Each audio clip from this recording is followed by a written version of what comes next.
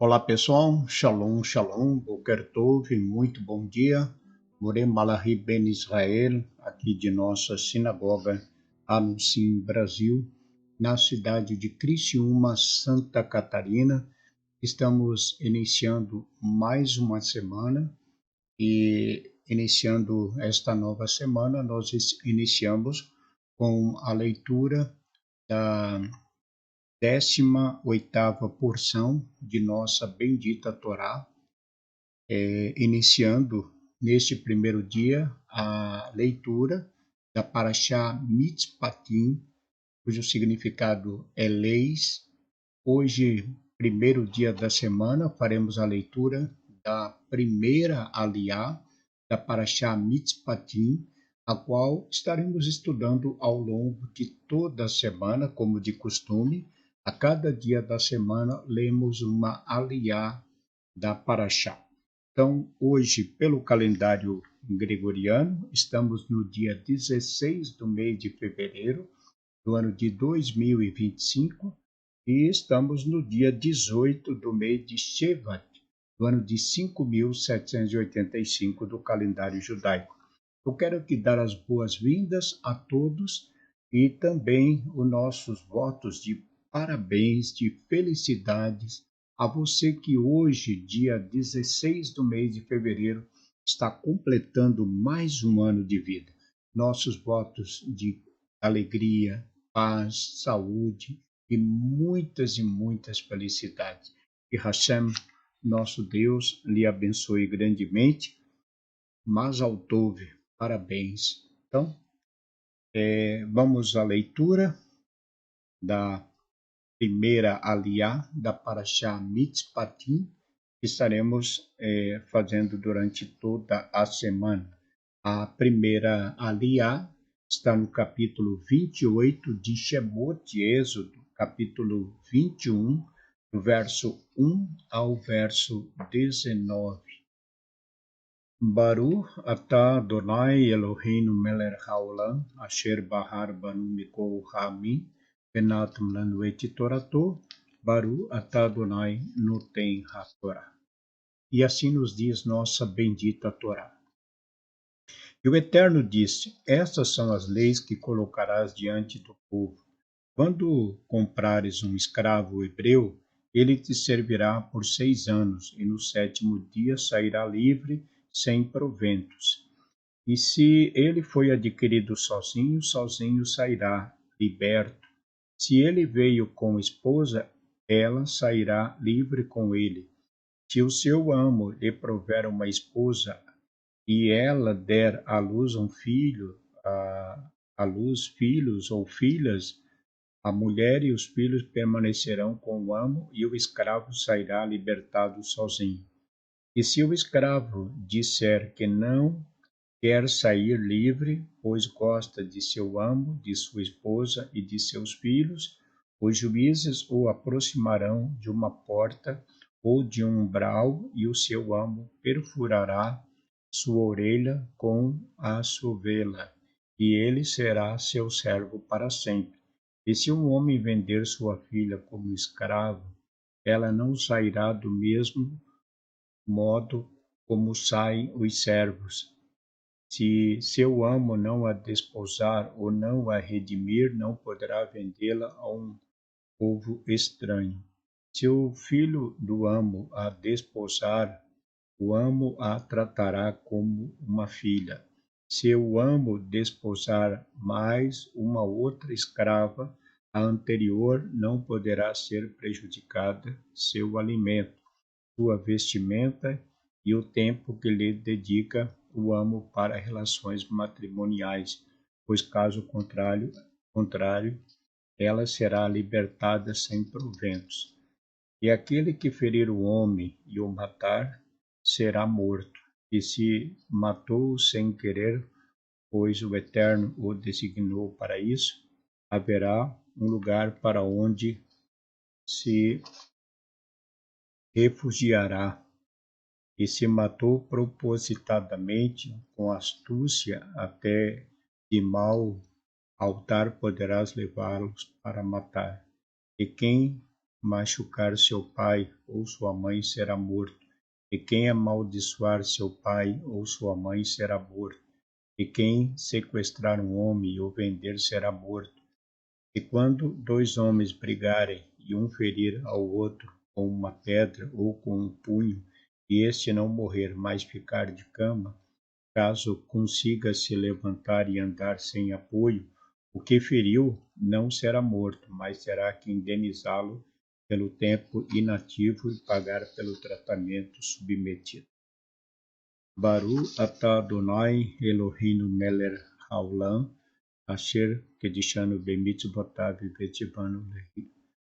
Baruch atah Adonai Eloheinu melech haolam, asher natan lanu Torah emet v'chaimei olam tamid torreno. Baruch atah Adonai Eloheinu.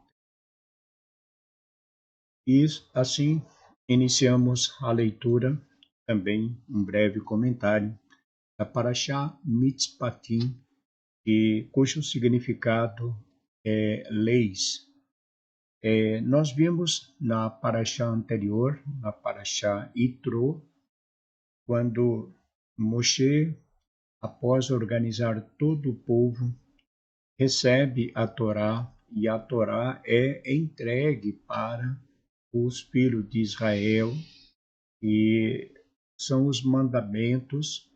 Não foram apenas 10 mandamentos que o Eterno deu a Israel, ao povo, mas sim são 613 mandamentos, fora, como temos falado, os mandamentos rabínicos, as tradições e costumes que fazem parte do nosso povo Israel.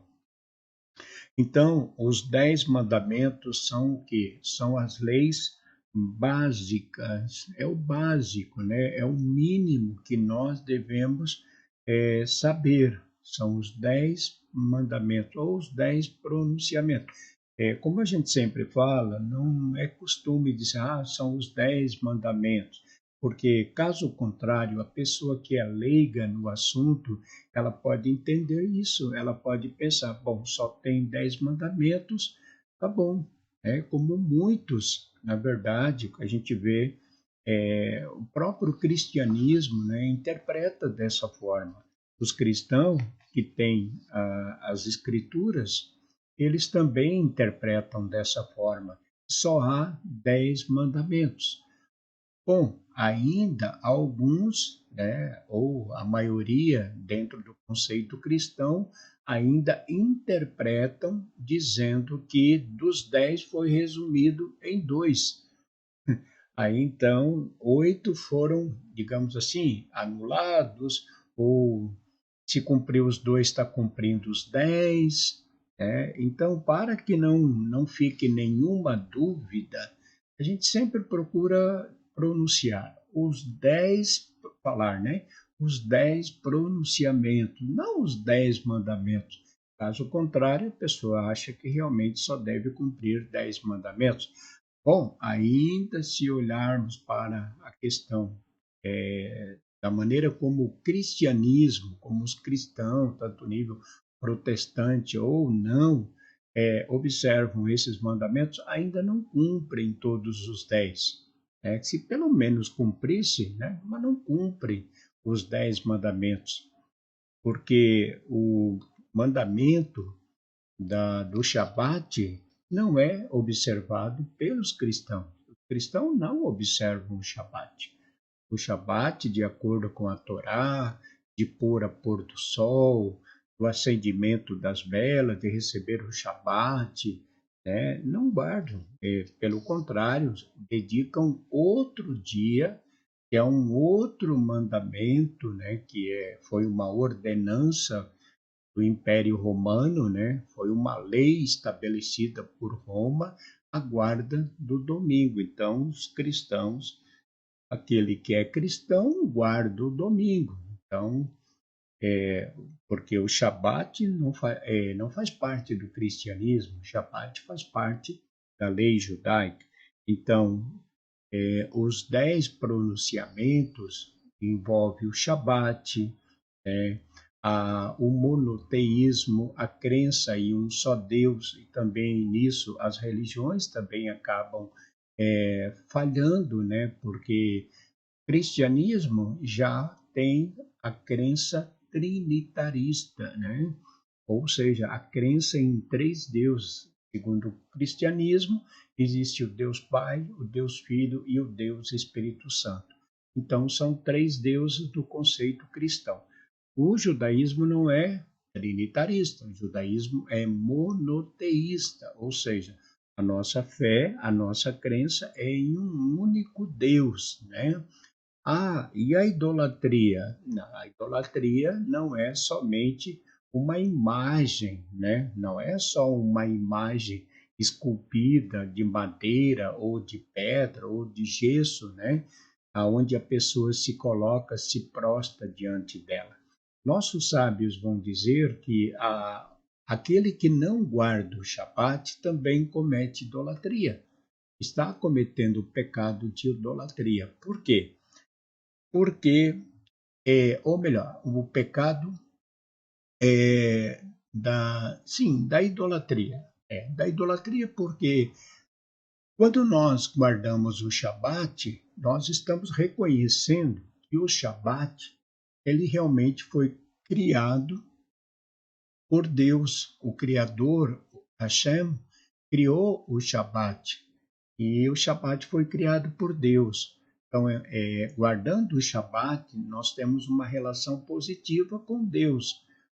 Quando nós não guardamos o Shabat e observamos qualquer outro dia como dia de guarda, ou seja, sexta-feira, ou seja, o domingo, não está relacionado com a criação, porque o primeiro dia já é dia de trabalho, assim o sexto é o sexto dia de trabalho, e o Shabat é o sétimo, é o dia do descanso. Então, não sendo dado por Deus, foi dado por um outro povo que tem as suas divindades, as suas crenças, né? Então, os 10 mandamentos são as leis básicas. Todas as demais são seus complementos, né? São complementos, mas é necessário conhecê-las, né? Deus quer que suas leis, seus mandamentos sejam expostos claramente para que ninguém deixe de cumpri-las alegando não entendê-las, né? Então, além dos 10 pronunciamentos, nós começamos a estudar hoje a Parashá Mitzpatim, que fala sobre leis, né? Vai falar sobre lei. Então, começa falando aqui a aliá de hoje, falando acerca de escravo, né? Como deve ser tratado um escravo, sendo ele homem ou sendo ele mulher. Então, um escravo, dentro do judaísmo, ele não poderia ser tratado da mesma forma como os judeus foram tratados pelos hebreus, pelos egípcios, né? Então, os egípcios trataram os escravos, os judeus, né, de forma muito cruel, muito severa, né? Castigo, trabalho pesado, não tendo descanso, né? E isso não acontece com um escravo judeu. Um escravo judeu, mesmo na condição de escravo, no Shabat ele não trabalhava. Ele tinha o dia de descanso, ele era remunerado, ele tinha os seus direitos, enquanto que em Israel, lá no Egito, eles não tinham direito nenhum. Então, a Torá, Deus instituiu leis para o povo, para que ele não se igualasse aos povos, para que as leis fossem justas, não leis injustas, né? Porque a lei, na verdade, para que serve a lei? A lei, tanto a lei de Deus como a lei do homem, ela existe para que haja justiça. Então, por que existe a injustiça? Por que existe a injustiça? Porque o povo não cumpre a lei, porque o governo não cumpre a lei, porque quem faz a lei não cumpre a lei. Então, a lei existe Sim, existem leis, né? Existem leis que regem a Constituição brasileira ou de qualquer outro país, que são leis que dão direitos. Por exemplo, na Constituição Nacional Brasileira existem as leis, e a lei diz é direito de todo o povo, né? Ter educação, saúde, né, e lazer. Então, é o básico. Saúde e educação é o básico. Então, isso na lei é muito bonito. Na prática, a gente sabe que isso, infelizmente, acaba não acontecendo. Por quê? Porque a lei não é cumprida. Então, quando não se cumpre a lei, o povo sofre. Quando não se cumpre lei, existe injustiça.